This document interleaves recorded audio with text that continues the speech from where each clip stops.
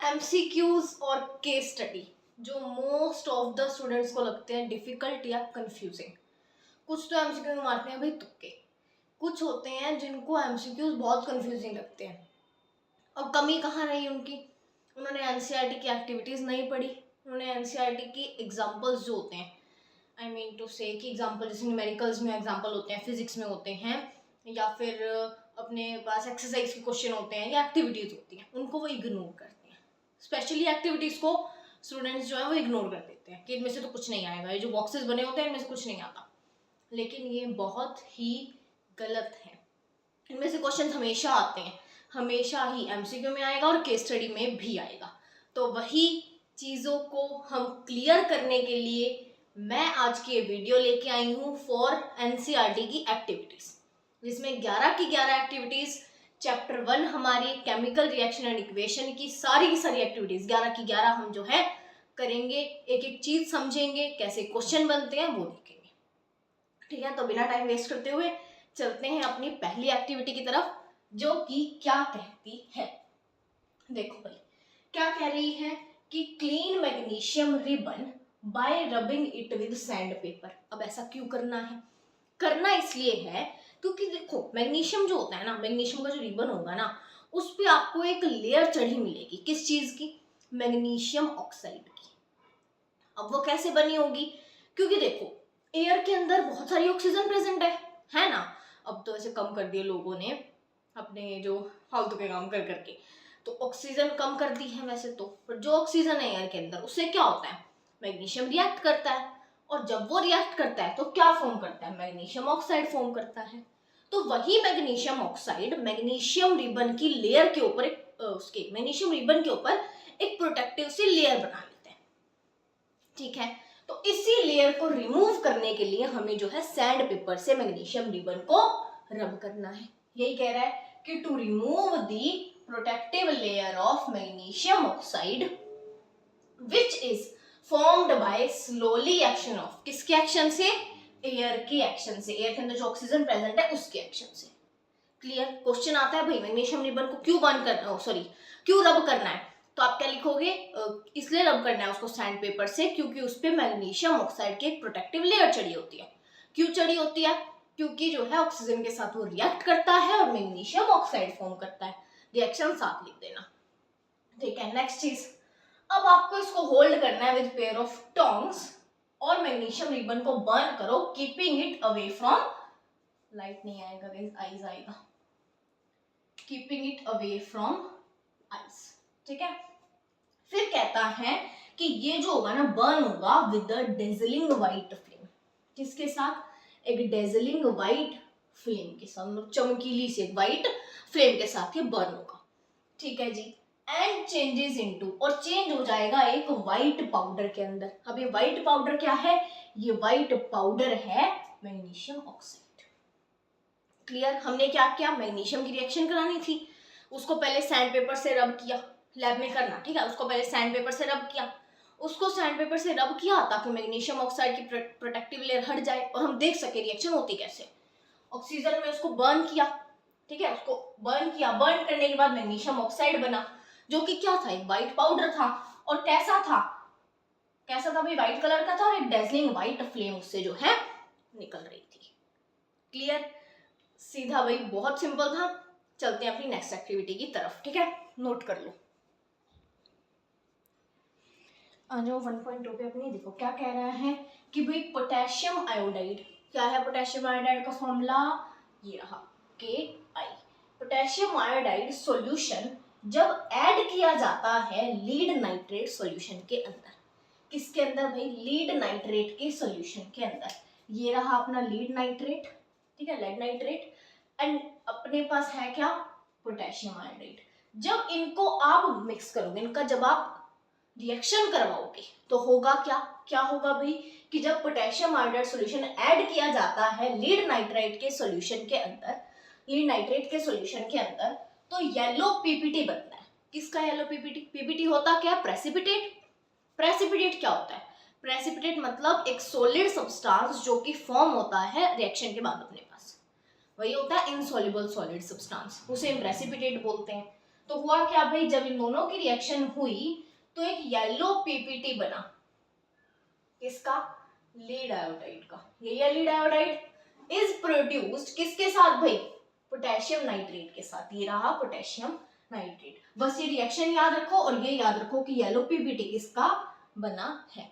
हुआ क्या, lead nitrate की रिएक्शन कराई with potassium iodide. Potassium iodide तो बनेगा क्या, बनेगा अपने पास लीड आयोडाइड और पोटेशियम नाइट्रेट। और ये याद रखना कि जो लीड आयोडाइड है इसका येलो पीपीटी बनेगा। ठीक है, अपने पास क्वेश्चन आ सकते हैं कि हमने ना दो जो है कंपाउंड लिए, हम उनकी रिएक्शन कराई। ठीक है, दो सब्सटेंस की रिएक्शन कराई। आपको ये बताना है वो दो सब्सटेंस क्या थे जिनकी रिएक्शन कराने पे एक येलो पीपीटी बना ऑफ लीड आयोडाइड। तो आप क्या बोलोगे कि हाँ भाई हमने कराई थी पोटेशियम आयोडाइड की, ये रहा, और हमने कराई थी लीड नाइट्रेट की, ये रहा। ठीक है, क्लियर है भाई, इसमें कुछ खास ऐसा है नहीं, रिएक्शन याद है तो सब है भाई। ठीक है, सब कुछ याद है हमें। नेक्स्ट, दो रिएक्शन है यहाँ पे। बोला क्या था एक्टिविटी में कि जब आप जिंक मेटल की रिएक्शन करवाते हो एसिड के साथ, डिल्यूट एसिड के साथ, चाहे आप HCl ले लो, चाहे आप H2SO4 ले लो, यानी सल्फ्यूरिक एसिड ले लो, क्या ले लो, या तो हाइड्रोक्लोरिक एसिड ले लो या ले लो आप सल्फ्यूरिक एसिड। रिएक्शन कराने पे होगा क्या, हीट इवॉल्व होगी, लार्ज अमाउंट ऑफ हीट जो है निकलेगी। तो रिएक्शन क्या हुई, एक्सोथर्मिक। ये पढ़ा चुकी हूँ मैं एक्सोथर्मिक क्या होता है, जिसमें large amount of energy release होती है, बाहर निकलती है। तो क्या है ये, एक्सोथर्मिक रिएक्शन है। रिएक्शन याद करो, जिंक की रिएक्शन कराई डिल्यूट एसिड किसके साथ, HCl के साथ, चाहे कराई जिंक की H2SO4 के साथ। ठीक है, बनेगा क्या इसमें, ZnCl2 और H2 गैस निकलेगी। बनेगा क्या, ZnSO4 और H2 गैस निकलेगी।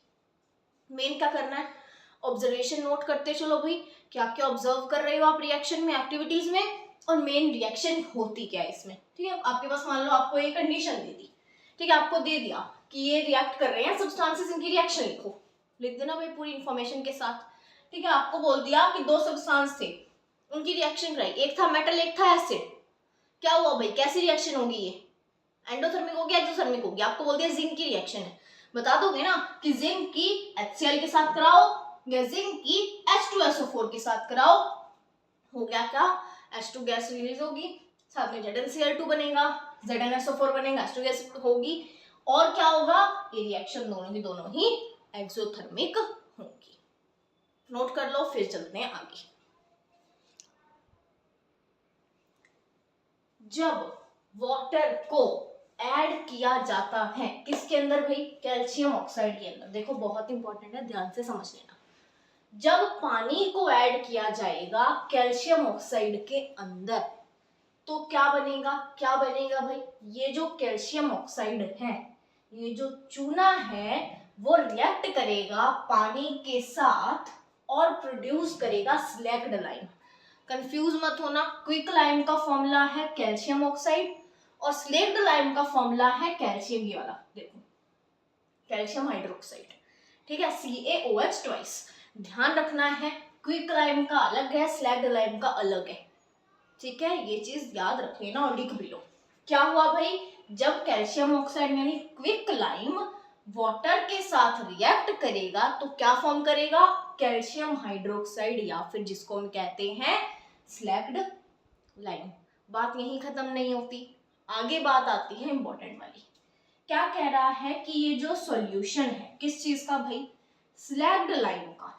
ये जो स्लैग्ड लाइम है जो कि प्रोड्यूस हुआ है इस रिएक्शन से प्रोड्यूस हुआ है, कह रहा है ये यूज होता है फॉर वाइट वॉशिंग वॉल्स की वाइट वॉशिंग होती है ना, उसमें ये यूज होता है।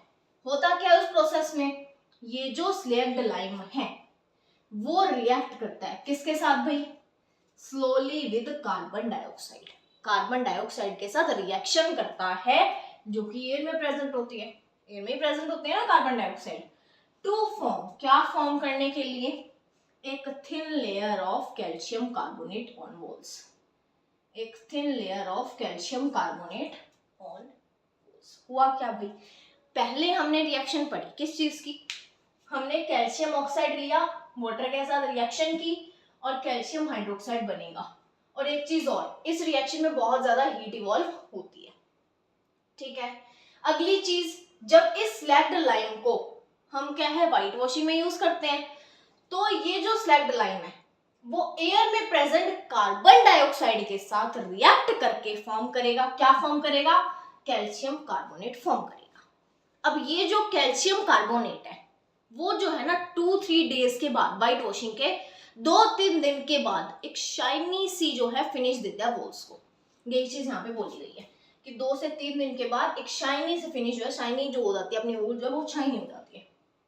किससे, व्हाइट वॉशिंग से। मेन सारा मुद्दा किसका था, कैल्शियम ऑक्साइड का। क्यों था इसका, क्योंकि कैल्शियम ऑक्साइड रिएक्ट किया वाटर के साथ, जब बना है स्लैग्ड लाइम अपने पास। ये स्लैग्ड लाइम जब बना, इसको जब हमने व्हाइट वॉशिंग में यूज किया तो ये कार्बन डाइऑक्साइड के साथ रिएक्ट करके हमें कैल्शियम कार्बोनेट देगा, जो कि 2 से 3 डेज के बाद एक शाइनी से फिनिश दे देता है हमारी वॉल्स को। समझ गए, ये ध्यान रखना। मार्बल भी इसका नाम जो है आ सकता है। ठीक है, मार्बल का फॉर्मूला पूछे क्या लिखोगे, कैल्शियम कार्बोनेट CaCO3। फिर सुन लो, अपने पास क्विक लाइम था, रिएक्ट किया पानी के साथ, बना स्लेक्ड लाइम। फिर अपने पास यही स्लेक्ड लाइम था, रिएक्ट किया कार्बन डाइऑक्साइड के साथ, बना कैल्शियम कार्बोनेट और साथ में वाटर। ठीक है, नोट करो ध्यान से, अच्छे से करना, इनके नाम लिख लेना क्या है और अच्छे से इस रिएक्शन को कर लेना, दोनों को। ठीक है, लिख लो। देखो भाई, अपनी अगली एक्टिविटी क्या है, तो 1.5 एक्टिविटी कहती है कि जब आप फेरस सल्फेट के क्रिस्टल्स को, किसको भाई, फेरस सल्फेट के क्रिस्टल्स को, ठीक है, उसका फॉर्मूला देख लो भाई। जब आप क्या करते हो, बर्न करते हो, तो क्या होगा, वो वाटर लूज करेंगे। मैंने हीटेड लिखा हुआ है, जब उसको हीट देते हो तो वो वाटर अपना लूज करेंगे। कौन लूज करेंगे, फेरस सल्फेट के क्रिस्टल्स। ठीक है भाई, और होगा क्या, कलर चेंज होगा भाई। क्या होगा, कलर चेंज होगा। कौन से कौन सा कलर, ग्रीन से व्हाइट में चेंजमेंट होगा। ग्रीन कलर से जो है वो व्हाइट में चेंज होंगे।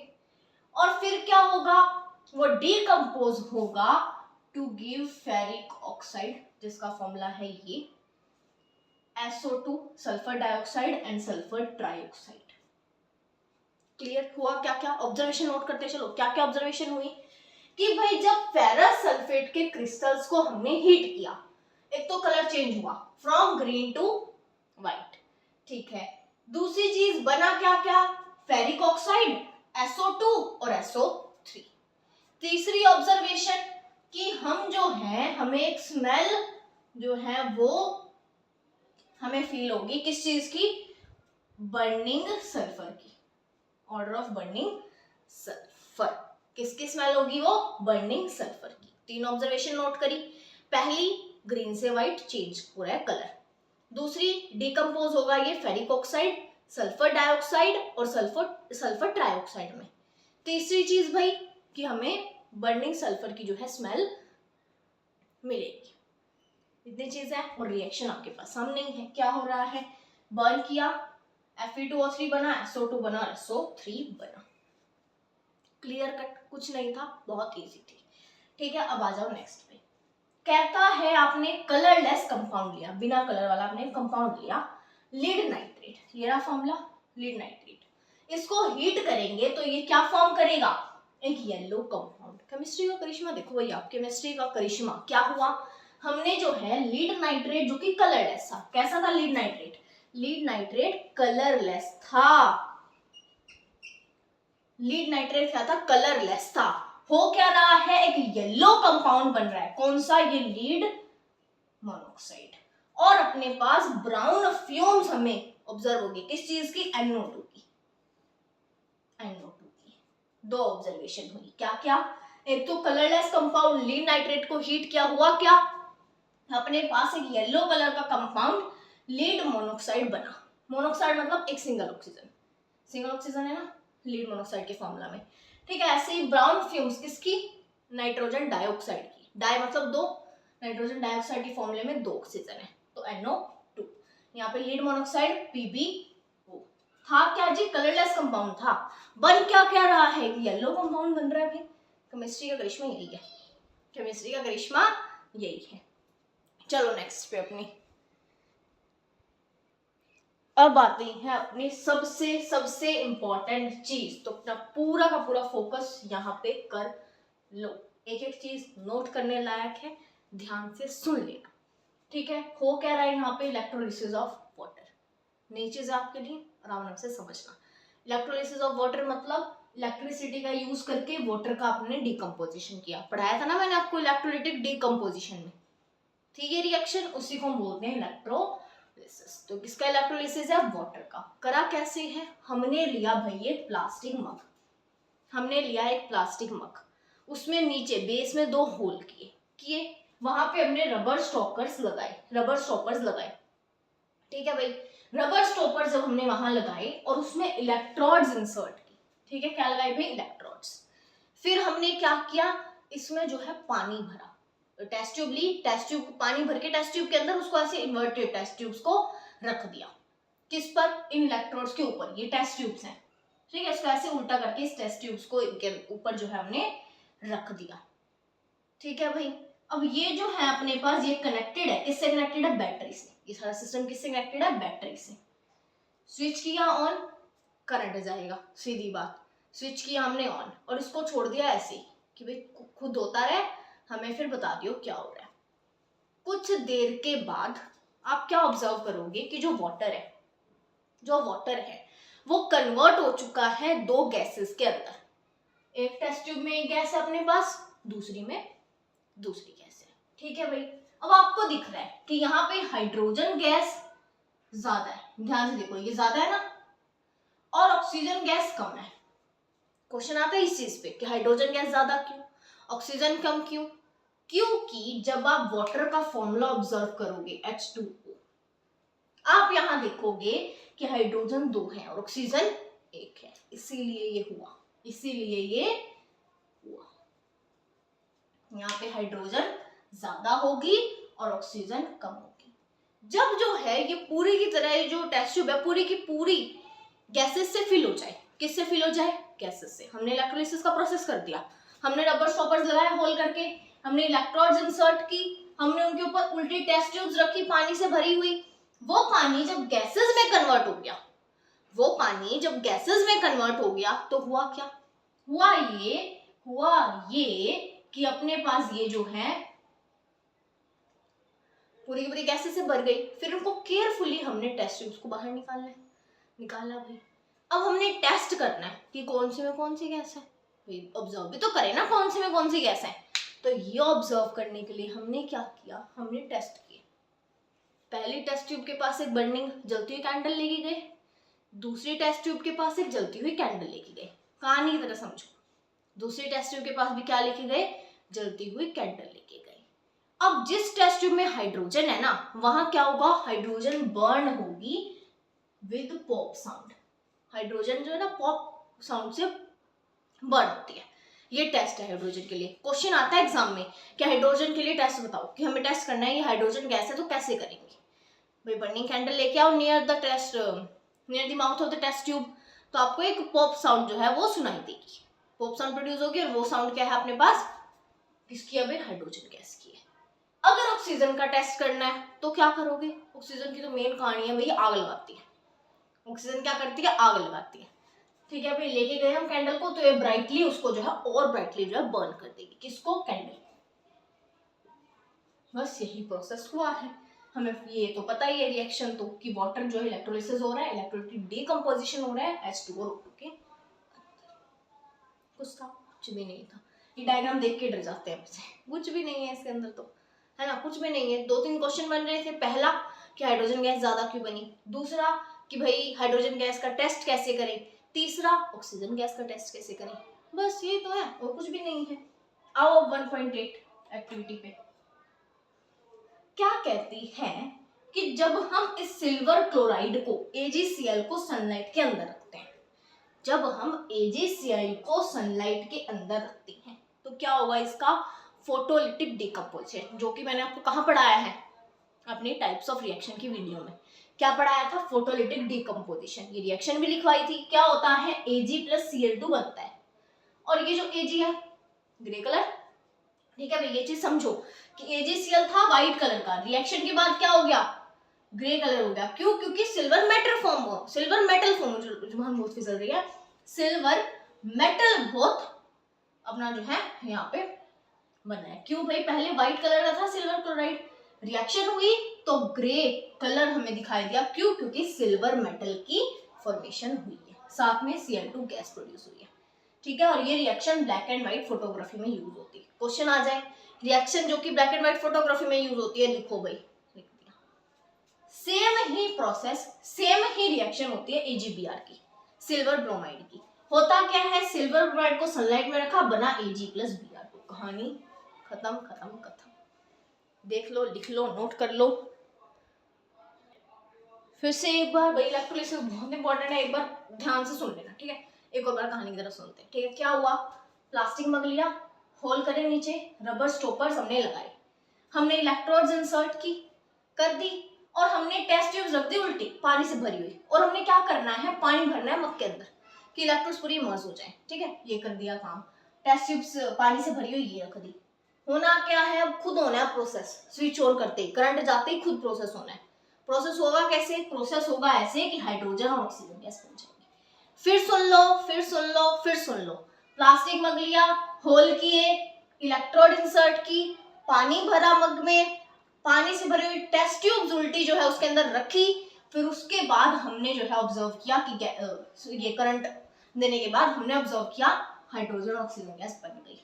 टेस्ट कैसे करना है, hydrogen gas burns with a pop sound और oxygen gas makes things burn brightly. ये चीजें ध्यान रखना, और ये रिएक्शन तो आपको ध्यान में है, ठीक है। फिर चलते हैं अपने नेक्स्ट चीज की तरफ। अगली रिएक्शन और भी ज्यादा अच्छी और इंटरेस्टिंग है, ठीक है। हमने पढ़ रखी है ये चीज, डिकम्पोजिशन में क्या होता है, एक ज्यादा रिएक्टिव एलिमेंट यानी ज्यादा रिएक्टिव जो मेटल है वो डिस्प्लेस कर लेता है लेस रिएक्टिव मेटल को। यही होता है कि ज्यादा पावरफुल बंदे ने लेस पावरफुल वाले की जगह ले ली, यही होता है। वही रिएक्शन ये है।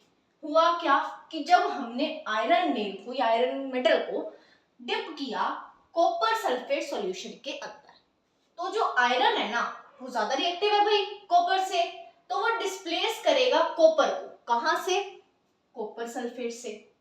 कहां से, कॉपर सल्फेट से। यही चीज हुई है, iron is more reactive which displaces copper, तो FeSO4 बना और साथ में बना कॉपर। आगे क्या ऑब्जर्वेशन हमने देखी कि जो ब्लू कलर था कॉपर सल्फेट का, अब यहां से पता चला कॉपर सल्फेट का कलर क्या था, ब्लू। ये जो ब्लू कलर था ये फेड हो गया। क्यों हुआ भाई, क्योंकि फॉर्मेशन हो गई light green solution of FeSO4। क्या बन गया, लाइट ग्रीन FeSO4 के बनने की वजह से अपना जो ब्लू कलर का कॉपर सल्फेट था, ठीक है ना, वो जो ब्लू कलर था वो फेड हो गया। क्यों भाई, क्योंकि अब आयरन सल्फेट बन चुका है लाइट ग्रीन कलर का। हुआ क्या, मोर रिएक्टिव मेटल आयरन ने डिस्प्लेस किया लेस रिएक्टिव मेटल कॉपर को, बस डिस्प्लेसमेंट रिएक्शन हुई है। और ये जो रेड ब्राउन कोटिंग थी कॉपर मेटल पे वो फॉर्म हुई है। किस पे, रेड ब्राउन कोटिंग किस पे फॉर्म हुई है, कॉपर मेटल पे। कहाँ है, ये रहा कॉपर। कॉपर पे एक रेड ब्राउन कोटिंग फॉर्म हुई है। ओए क्या बोल रहे हो, red brown coating of copper metal form हुई है सरफेस ऑफ आयरन, क्योंकि कॉपर तो डिस्प्लेस हुआ है ना, ठीक है। ओके, रेड ब्राउन जो कोटिंग है कॉपर मेटल की किस पे फॉर्म हुई है, सरफेस ऑफ आयरन मेटल पे। किसकी कोटिंग, कॉपर मेटल की कोटिंग रेड ब्राउन कलर की बनी है आयरन मेटल के सरफेस के ऊपर। ऑब्जर्वेशन क्या थी, ब्लू कलर फेड हुआ लाइट ग्रीन कलर की वजह से, जो कि लाइट ग्रीन कलर किसका था, आयरन सल्फेट का। आयरन के ऊपर क्या आया है, रेड ब्राउन कोटिंग आई है कॉपर मेटल की, और ज्यादा रिएक्टिव आयरन ने डिस्प्लेस किया है लेस रिएक्टिव कॉपर को। बस इतनी सी बात है, ठीक है, क्लियर, बस इतनी सी बात है। नेक्स्ट चीज, जब हम बेरियम क्लोराइड को जब हम बेरियम क्लोराइड को रिएक्ट करवाते हैं Na2SO4 के साथ, मतलब हमने मिक्स किया बेरियम क्लोराइड के सॉल्यूशन को सोडियम सल्फेट के सॉल्यूशन को, बना क्या, बेरियम सल्फेट और NaCl। ये हो गया डबल डिस्प्लेसमेंट यानी एक्सचेंज ऑफ आयंस। यहाँ पे ये जो बेरियम सल्फेट है ना, इसका वाइट PPT बना है। एक चीज ध्यान रखना कि यहाँ पे एक्सचेंज ऑफ आयंस हुआ है। सिखाई थी ना मैंने आपको ये चीज कि ये प्लस का है, यहाँ ये भी प्लस का है, ये माइनस का है, ये माइनस का आयन है। जब आयंस में तोड़ेंगे तो प्लस माइनस ऐसे होंगे।